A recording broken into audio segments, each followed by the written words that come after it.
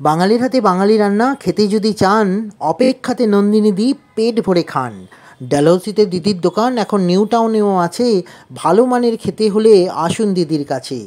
মাছ, মাংস, chicken pulao, butter chicken, নান, দামটা একটু বেশি হলেও ভালো গুণগত মান। দিদির দোকান জনপ্রিয়, তাই তো তিনি স্মার্ট। সকাল সন্ধ্যা লেগেই থাকে কাস্টমারের হাট।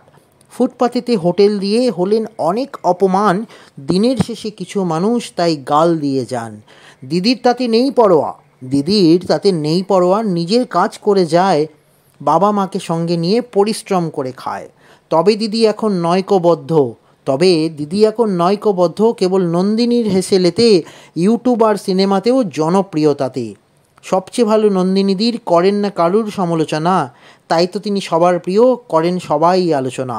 ভালো থাকুন, সুস্থ থাকুন, পরিশেষে এইটুকু বলি, একদিন ঠিক দেখা হবে, আজ তবে চলি।